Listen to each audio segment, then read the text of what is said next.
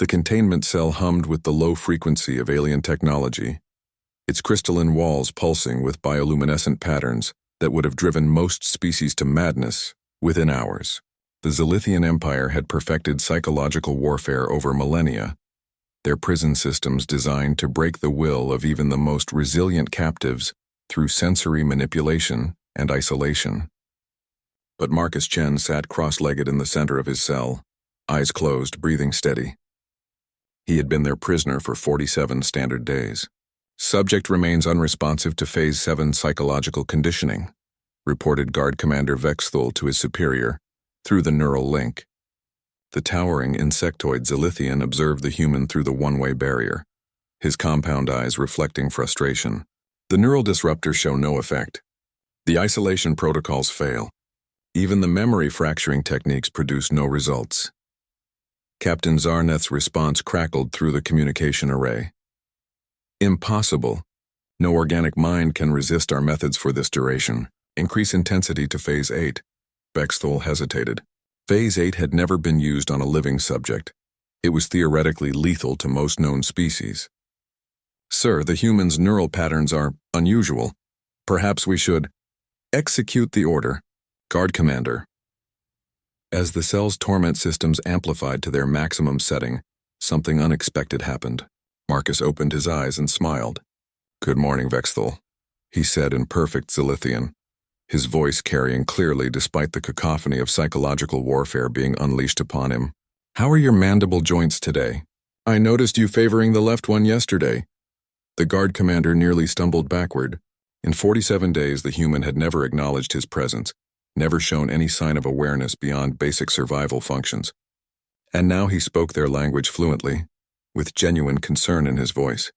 You can understand us. Vexthul found himself asking against all protocols.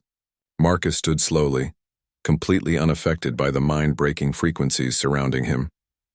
I've been listening to you and your team every day. Did you know that Krixtal, the junior guard on the night shift, talks about his clutch siblings constantly? He misses his home hive terribly. This was impossible. The human should be a gibbering wreck by now, not conducting casual conversation about their personal lives.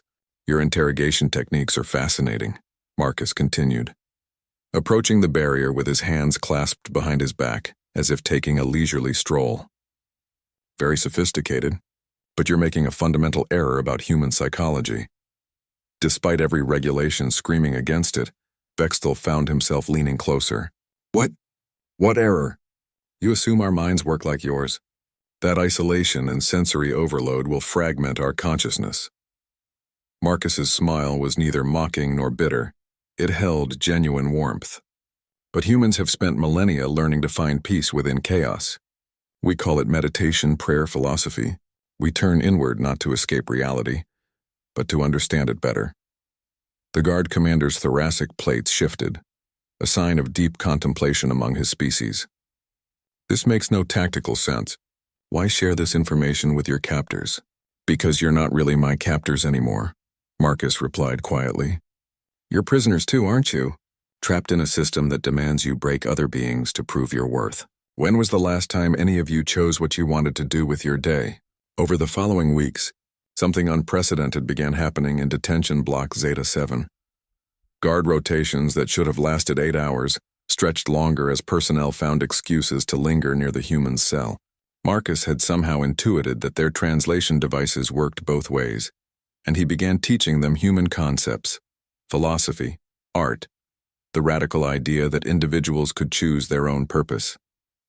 Tell me again about democracy, requested Guard Krixtal during what was supposed to be a routine feeding cycle. The young Zilithian had abandoned his post to sit cross-legged outside the cell, mimicking the human's meditation posture. It's the idea that every individual has inherent worth, Marcus explained patiently. That the best decisions come not from the strongest or the most feared, but from many minds working together toward common goals. Senior Guard Melvat, a battle-scarred veteran of 3 conquest campaigns, found herself questioning orders for the first time in her military career. But how do you maintain order without absolute hierarchy? How do you prevent chaos? Order imposed from above isn't really order, Marcus replied. It's just fear wearing a uniform. True order comes from beings choosing to cooperate because they understand they're stronger together than apart. The humans' influence spread like a virus through their ranks, but instead of weakening them, it seemed to make them more alive. Guards who had performed their duties with mechanical precision for years began showing initiative, creativity, even compassion. Captain Zarneth arrived for an inspection to find his entire detention staff engaged in what appeared to be a philosophical discussion circle, with the human prisoner somehow conducting the conversation despite being locked behind force barriers. "What is the meaning of this?" The captain's mental shout reverberated through every guard's neural implant. Guard Commander Vexthal rose slowly, his massive form somehow seeming more dignified than threatening. "Sir, we've been conducting enhanced interrogation techniques. The human has proven remarkably cooperative." It wasn't entirely a lie. Marcus had shared more information about human culture, technology, and psychology than months of traditional torture had ever extracted from other species. The irony was that none of it was particularly useful for conquest. It was mostly poetry, ethical frameworks, and what humans called jokes. "Very well," Zarneth replied, mollified. "Continue your work." After the captain departed, Vexthal turned to find Marcus watching him with knowing eyes. "That was your first lie to a superior officer, wasn't it?" the human asked gently. The guard commander's compound eyes dimmed, a sign of deep shame among Zilithians. "Yes, how did it feel?" A long pause. Like I was finally telling the truth." 3 months later, Detention Block Zeta-7 experienced its first successful prisoner escape in the facility's history. Remarkably, the human prisoner chose not to flee with the transport that his guards had arranged for him.